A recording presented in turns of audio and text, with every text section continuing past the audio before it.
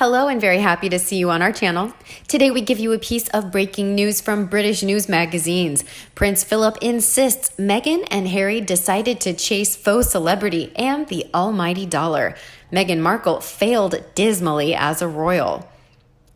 Was Meghan Markle really misunderstood by the British public? Or is this yet another excuse to explain away Meghan's failures as a royal? It seems we have spent most of 2020 doing two things: dealing with this pandemic and being bombarded with excuses for why Meghan Markle failed dismally as a royal. I think we're just about out of reasons, aren't we? Which is fitting as 2020 draws wearily to a close. The latest, the British people just didn't get Meghan. It's interesting that most of the excuses that have been trotted out over the past 10 months or so lay absolutely no blame at the feet of Meghan Markle herself. The British people didn't understand Meghan Markle. Royal expert Ingrid Seward believes that the British people not only didn't understand Meghan Markle, but didn't like her. I think she may be right on both accounts. However, Ingrid pointed out that she believes the feelings were reciprocated. Speaking to Fox News and reported by The Express, Ingrid commented, "Wallis Simpson hated England. She hated the climate and felt people didn't understand her or her sense of humor. In the case of Meghan, I think she very much felt that the British people didn't understand her or particularly like her.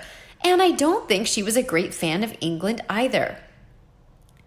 The comparisons between Meghan and Wallis Simpson seem destined never to die. Look, I understand that both Meghan Markle and Wallis Simpson were born and lived in the United States, and that both were divorcees who married into the royal family, but honestly, that's where the comparisons end. First of all, Wallis Simpson caught the eye of King Edward VIII, not someone who is so far removed from the throne that he's virtually irrelevant when it comes to discussions of succession. I'm not sure if it's because Meghan Markle's zealots don't quite grasp how the royal family operates, but we continually hear Prince Harry and Meghan talked about as if they're somehow relevant to the royal family's future. The truth is, they're not. Wallis Simpson was embroiled in an abdication crisis because the actual king stepped away from the throne to marry her. For Meghan's situation and influence to be on similar standing as Simpson's, she'd have to be married to Prince William. I hope that his clarified matters for those who seem unable to grasp the finer details of royal succession. Meghan Markle walked into the royal job never intending to stay the course, be it because she didn't fancy living in dreary old England, or because her intention all along was to commit what was essentially a smash and grab on the royal family for the betterment of her brand and financial status. The truth is, Meghan Markle never intended to make a fist of the royal life. In fact, that may be something else she has in common with dear old Wallis. I don't think the American-born socialite had any intention of troubling herself with the work and commitment it takes to be a royal on the front lines. The British public isn't stupid. They saw through Meghan and Harry, just as Prince Philip did. When we get right down to it, the reason the British public didn't take to Meghan Markle is that they knew she wasn't in it for the long haul, or the love of the monarchy, or even Britain. The British people saw a couple described by Prince Philip as having everything going for them. Speaking on Philip's reaction to Harry and Meghan, Ms. Seward commented, "As far as Philip was concerned, Harry and Meghan had everything going for them. A beautiful home, a healthy son, and a unique opportunity to make a global impact with their charity work." Philip's words sum up the feelings surrounding Meghan and Harry in Britain, a couple who had it all but decided to chase faux celebrity and the almighty dollar. That's why Meghan Markle isn't awfully popular in Britain. Prince Philip knew Meghan Markle and Prince Harry's decision would be damaging to the royal family, a royal expert said. Prince Philip was very upset when Meghan and Harry announced to the world their intention to step down from their royal roles, according to royal biographer Ingrid Seward. The experienced royals were also aware, she added, the impact Megxit would eventually have on the crown and the questions it would raise. She told Fox News, internally, Philip was very upset, but he wasn't going to let Harry see that. And he's always going to support his wife. He knew that Harry and Meghan leaving would be damaging to the monarchy because people will then say, what's so awful that this young couple couldn't bear to be part of it? Meghan and Prince Harry published a bombshell statement in early January detailing what they were planning to do in the future. According to their first plans, the couple would have retained their full titles and the right to carry out royal duties. However, the couple could also have worked part-time on their own financial ventures in order to become independent from the sovereign grant.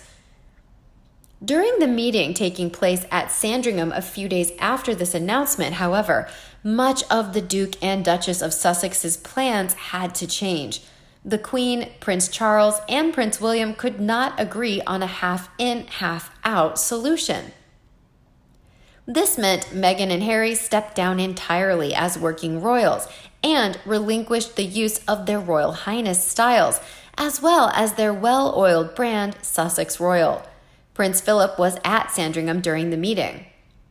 However, Ms. Sewell has claimed the Queen wanted to protect her elderly husband from this painful summit and asked a family friend to take the Duke out for a ride and away from Sandringham House. Ms. Seward wrote, "The Queen refused to allow their shenanigans to get to her husband." So when she called an emergency summit at Sandringham on January 13th, attended by her son, the Prince of Wales, and grandsons, Prince William and Prince Harry, as well as their senior advisors, she asked one of her house guests, Countess Mountbatten, to drive him away from the house at least for the duration of the meeting. While they sat in the long library on the ground floor and thrashed out a solution that would allow Harry and Meghan their freedom without bringing the royal family and the crown into disrepute, Philip remained out of the way. Buckingham Palace later released an unusually personal statement from the Queen, saying that the family were entirely supportive of Harry and Meghan's desire to create a new life as a young family. Prince Philip liked Meghan very much, as he could relate to her status of outsider, the author said. When he joined the royal family in 1947, the Duke was treated appallingly by royal courtiers, the expert added. However, the sympathy and understanding he may have for the Duchess of Sussex would never get in the way of his support for the Queen.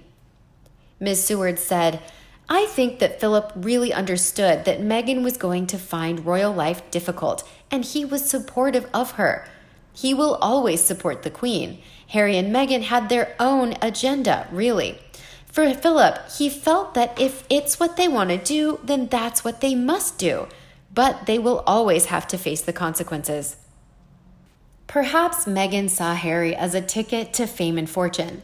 She never intended to stay in England as it was too much like hard work. She kept all her belongings in Canada. She kept working closely with her attorney and PR team. For those who said they are not taking British money now, they're wrong. They still receive support from Charles. She married him for one reason only. He is a prince. Her Majesty the Queen gave Markle a chance to continue with her career. She said she wanted to be a royal, which was an utter lie. She wanted the fairy tale wedding paid for by the British taxpayer.